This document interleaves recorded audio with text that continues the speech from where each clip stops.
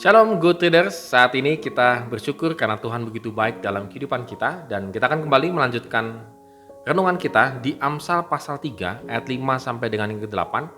Ini adalah bagian 2 dari pasal 3 yang saya bagi-bagi dan tetap semangat membaca dan merenungkan firman Tuhan.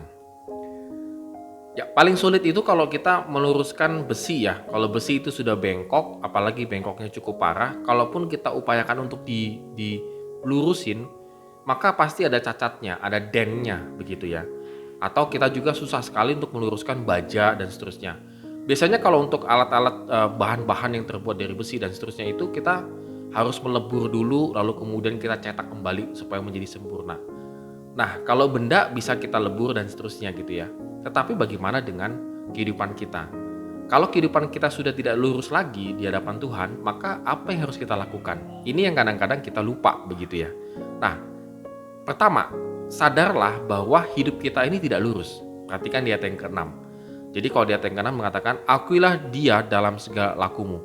Artinya apa? Kita mengakui segala dosa-dosa kita di hadapan Tuhan. Mengakui kalau kita ini banyak sekali mengambil keputusan yang menurut kita benar, tetapi pada kenyataannya itu salah.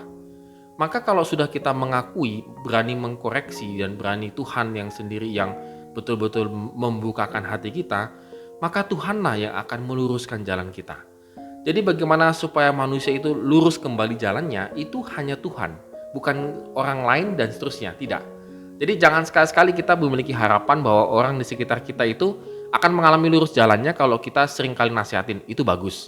Seringkali kita tegur, itu bagus, kita doakan, bagus. Tetapi sebenarnya yang bisa meluruskan kembali jalan hidup manusia, itu adalah Tuhan sendiri. Jadi kita harus kembali lagi benar-benar melihat bagaimana Tuhan itu bisa bekerja luar biasa.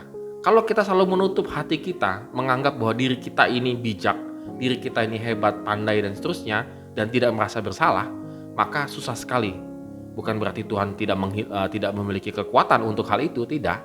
Tetapi itu tidak akan berdampak apapun dalam kehidupan kita. Kita akan tetap bengkok dalam kehidupan kita. Lalu yang kedua yang Amsal tekankan pada bagian yang kedua ini adalah hidup takut akan Tuhan, ini paling penting. Jadi supaya kita hidup takut akan Tuhan, jangan menganggap diri kita itu bijaksana. Karena kadang-kadang kalau kita melakukan bijaksana sendiri gitu ya, artinya melakukan pembenaran dan pembenaran. Sudah tahu salah, mintalah maaf. Sudah tahu salah, cepat-cepatlah bertobat begitu. Jangan melakukan pembenaran-pembenaran. Sehingga seolah-olah hidup kita ini selalu benar gitu. Tidak. Amsal mengatakan, takutlah akan Tuhan, hiduplah dengan bijaksana. Maka Amsal mengatakan itulah yang akan menyegarkan tubuhmu, menyegarkan tulang-tulangmu. Ini adalah efek yang kita dapatkan. Seringkali hidup kita menjadi stres, tekanan berat, menjadi terhimpit dan seterusnya karena kita tidak mau melakukan yang namanya hidup terbuka di hadapan Tuhan dan manusia. Kita selalu menutup-nutupin. Nah, kalau sudah menutup-nutupin dosa, kesalahan, maka hidup kita menjadi stres, tekan, berat dan juga menjadi capek.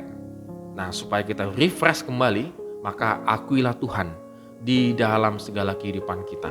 Dan kita menyerahkan hidup kita di ayat yang kelima, percayalah kepada Tuhan dengan segenap hatimu. Jadi yang terjadi adalah ketika kita percaya kepada Tuhan, maka hidup kita tuh diperbaharui. Yaitu yang pertama tadi jalan kita diluruskan, yang kedua tubuh kita disegarkan dan disembuhkan. Jadi untuk mengalami hal-hal perubahan-perubahan demikian, itu satu kuncinya.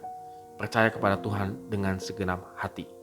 Good Traders, pada hari ini kita belajar kembali, kita renungkan kembali. Apakah hidup saya sudah sungguh-sungguh percaya dengan Tuhan sepenuh hati? Amin. Kiranya Tuhan memberkati kehidupan kita hari ini.